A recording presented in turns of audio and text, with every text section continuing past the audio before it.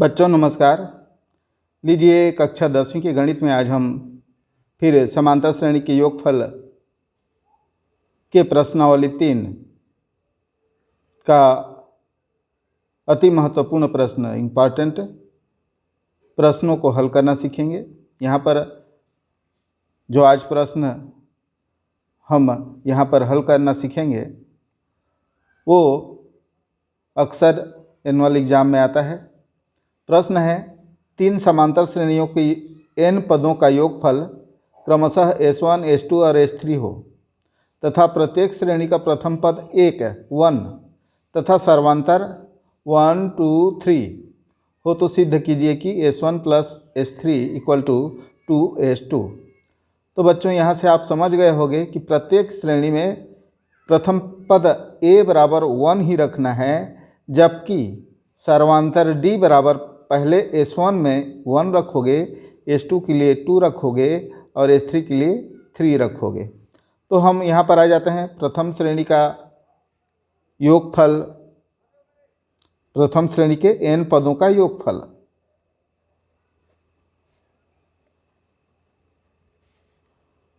प्रतीक क्या रखना है आपको? S1 दिया है प्रथम श्रेणी, ये पहला, ये दूसरा और ये तीसरा योगफल S1 बराबर n/2 को लेंगे, क्योंकि सर्वांतर यहाँ पर रखना है हमको। तो दूसरे सूत्र में तो केवल n/2 a प्लस l होता है, तो उसको नहीं लेना है आपको। n/2 2a plus n-1 d। यहाँ पर ये Sn का सूत्र है, Sn लिख देते हैं। Sn equal to n/2 2a plus n-1 d। तो प्रथम श्रेणी का हम यहाँ पर लेंगे, तो यहाँ Sn बराबर S1 और a बराबर 1 रखोगे। पहले श्रेणी में सभी श्रेणी का प्रथम पद 1 ही होगा, तो यहाँ पर a रख दिए और d बराबर भी हम क्या रखेंगे, ये पहले के लिए 1 है तो हम d बराबर भी 1 रख देते हैं। अब इसमें हम मान रख दिए, अतः यहाँ S1 इक्वल टू हो जाएगा n/2 2 का 2 रहेगा a की जगह पर। अब 1 को रखोगे, 2 गुणित 1 हो जाएगा, प्लस n-1 d का मान यहाँ पर 1 रखोगे, पहले श्रेणी में 1 रखना है आपको। ये यहाँ पर भी ब्रैकेट बंद कर दीजिए। अब बच्चों इसको हल करेंगे तो S1 बराबर हो जाएगा हमारा n/2 और 2 एकम 2 प्लस n-1 एकम n-1, ये n-1। अब बच्चों यहाँ पर आप ध्यान देंगे, प्लस का 2 है और माइनस का 1 है, तो ये इसमें घटेगा तो क्या बचेगा, प्लस का 1 बचेगा, यानी n+1 हो जाएगा।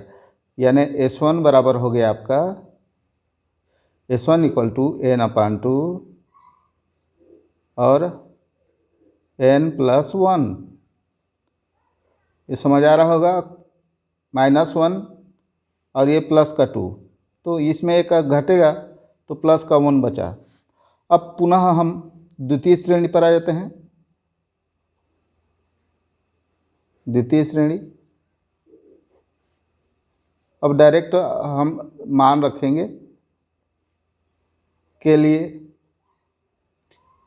एक बार आपको समझाने के लिए मैं लिख रहा हूँ, इसको आप नहीं लिखोगे तो भी चलेगा। यहाँ पर हम रखेंगे Sn बराबर S2 है, दूसरा श्रेणी का मान को दे दिया है, उसका S2 है, प्रथम पद 1 ही रहेगा और सर्वांतर 2 रहेगा। यहाँ पर S2 और a बराबर 1 और d बराबर आपका 2 हो जाएगा। यहाँ पर ये d के मान को जो है क्रमशः हम चेंज करेंगे 1 2 3, जबकि a बराबर तीनों में 1 ही रखेंगे। और इसलिए S2 यहाँ पर रख देता हूँ। इसलिए S2 बराबर n/2, ये सूत्र का 2 का 2 रहेगा, a का a रहेगा, यानी 2 प्लस n-1, d का मान यहाँ पर 2 है तो 2 से गुणा करेंगे। अब बच्चों यहाँ पर हम देखते हैं इसमें S2 इक्वल टू क्या हो जाएगा, n/2। प्रश्न एकदम सरल है, उत्तर बनाना इसका 2 एकम 2 प्लस 2 का n से गुणा किए तो 2n हो जाएगा -2। और यहाँ पर आप देखेंगे ये प्लस में 2 है और माइनस में 2 है, ये कैंसिल हो जाएगा। क्या बचा, n/2 इंटू 2n, यानी ये हो जाता है आपका 2, ये ऊपर में गुणा होगा, इसको चाहे तो /1 कर दीजिए, तो 2n² /2, तो 2 से 2 काट दीजिए, बराबर हो जाता है S2 बराबर n²। S2 बराबर n² हो गया। इसको दूसरा रख दीजिए, और ये जो पहला है S1 बराबर, इसको पहला रखिए, समीकरण का नामकरण करते जाइए। अब पुनः S3 बराबर तृतीय श्रेणी का, इसी तरह से तृतीय श्रेणी के लिए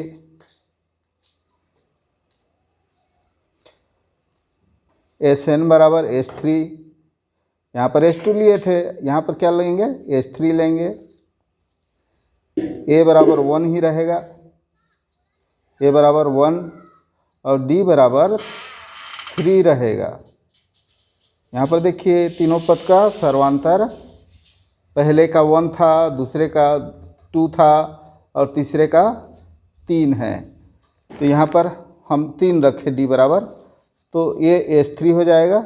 ये इसको लिख लेते हैं, S3 इक्वल टू n/2, वही सूत्र रहेगा Sn का,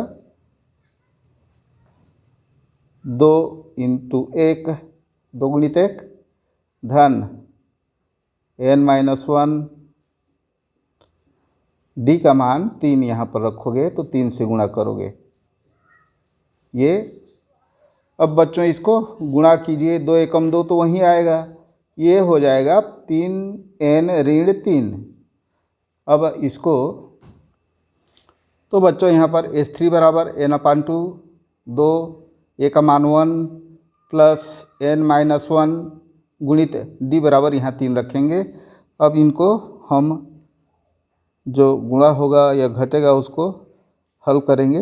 ये होगा आपका 2 एकम 2 प्लस 3 का n से गुणा हुआ तो 3n हो गया, -1 के साथ 3 का गुणा हुआ तो -3।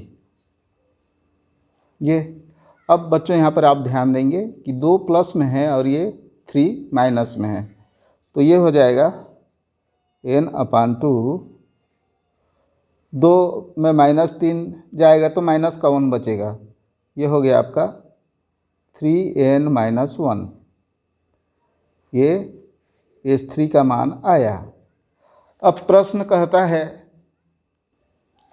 अब पुनः प्रश्न के अनुसार से क्या करना है हमको, S1 प्लस S3 को जोड़ेंगे। ये आपका S3 है, तीसरा नंबर दे दीजिए, S3 समीकरण 3, S1 प्लस S3 ये करेंगे, बराबर हम करते हैं। S1 का मान आया है आपका, ये देखिए S1 equal to n/2 n+1, S1 की जगह पर n/2 n+1। और बच्चों यहाँ पर S3 का मान, इसको यहाँ पर जोड़ना है, ये S1 प्लस S3 कर दीजिए। अब ये हमारा जो है 2:2 के बराबर आना चाहिए। अब S3 का मान को यहाँ पर हम जोड़ेंगे, n/2, क्या है यहाँ पर 3n-1। अब बच्चों n/2 यहाँ पर कॉमन है, कॉमन ले लीजिए। बचा क्या, उनको अंदर में सभी को n+1 ये इधर का और प्लस का प्लस 3n-1 यहाँ का 3n-1 यहाँ जैसे तैसे रख दिए, प्लस का प्लस। अब n से 3n जुड़ेगा, -1 है यहाँ पर, +1 है, तो ये निरस्त हो जाएंगे, कैंसिल हो जाएगा। और ये 3n और 1n जुड़ेंगे तो 4n हो जाएगा, यानी n/2 अंदर में बचा गुणित 4n। और बच्चों यहाँ पर इसको आप काट सकते हो, गुणा में है ये, तो ये 4n/1 कर दीजिए तो आपको समझ आएगा। ये 2 एकम 2, 2 दूने यानी 2n²। क्या हो गया, ये हमारा S1 और S2 को जोड़े, ये है आपका S1 और S3 को जोड़े तो क्या आया, 2 और n गुणित n² अब बच्चों हम देखते हैं कि ये n² क्या है। तो इसके लिए हम पुनः जो हल किए हैं उसके जगह पर जाएंगे। ये देखिए S2 का मान क्या है, n² है, यानी यहाँ पर 2 को छोड़ दें तो n² को हम क्या लिख सकते हैं, S2 लिख सकते हैं। यहाँ पर ब्रैकेट में लिख दीजिए n² बराबर S2। तो यहाँ पर हम इसको रख देंगे, क्या हो जाएगा, ये 2s2 ये आ गया आपका। यानी S1 और S3 को जोड़े तो क्या आ गया, 2s2 आ गया, क्योंकि 2 यहाँ पर बचा और n² S2 का मान है, तो ये हो गया आपका RHS। अतः आप लिख सकते हैं S1 + S3 बराबर 2s2। तो थैंक्स बच्चों, अगले वीडियो में फिर मिलेंगे।